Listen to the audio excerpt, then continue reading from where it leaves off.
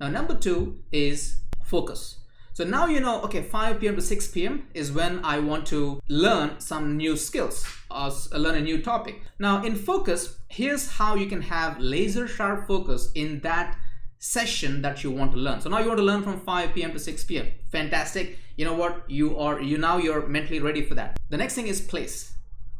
Make sure that the place where you are learning is conducive for learning. Now I just can't believe how many people make big mistakes in this particular thing. Now they are working in places or environments where it's not really conducive for learning. Now here's the thing, when you invest 1 hour for something learning, would you not do everything that you can do to make sure that 1 hour is spent really well? I would do, and I suggest you do the same thing too. So your place has to be conducive. It's a simple thing. It's just a 10 seconds check before you begin the time of your learning process. Always just check and say, okay, is this right environment for me to go ahead?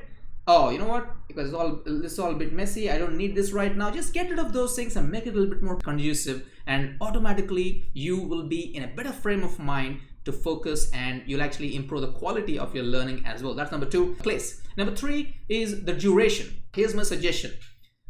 Go with 50 minutes. Set the time for 50 minutes. So let's say you want to learn from 5 p.m. to 7 p.m. Fantastic, but don't go at a stretch. 5 to 5:50 is your first time slot. Take a 10 minutes break, or a 20 minutes break for that matter, and then go for 6:10 to 7 as an example. So the thing is, duration, I suggest 50 minutes because this is based on the Pomodoro technique. For some of you might know this. Pomodoro is basically 25 minutes. So you have 25 minutes of high level focus during that 25 minutes. But 25 minutes, I realize for many times when you're learning something, if you're working on a project, 25 minutes in productivity and focus, that's a good thing. But if you're learning something, I think 25 minutes is too little a time. And the next thing is devices. Now we are living in a world of devices. Right now here on this my table, we got 1, 2, 3, 4 devices right now, and 4 screens right now on this table. And very likely when you are learning something, you might have devices too. Now here's a very interesting thing here. Now sometimes when you are learning, you might have to switch on a device. Maybe you're watching a video, so obviously you need a device for that, right? So you can't be turning off the devices unless of course you are a full-time student, in which case you might want to turn off the devices. And even in sometimes, I know students, you still need to do some research and you still need to use the devices. Now turning off all the distractions, all the notifications, of course, if you can really do that, that is perfect. That is the best thing that you can really do. But unfortunately, that may not be always possible. Now, here's what I suggest.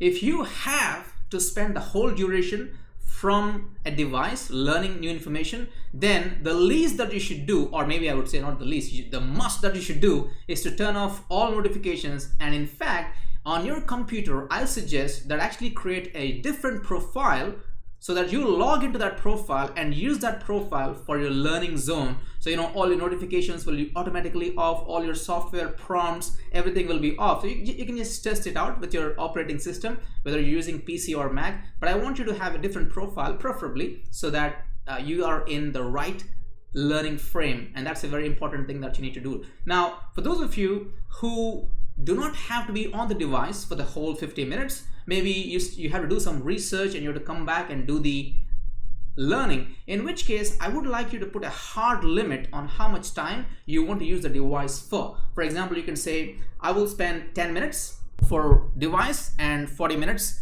for non-device, and be clear about your intentions about how you want to do that, because that is what's going to help you to have laser sharp focus.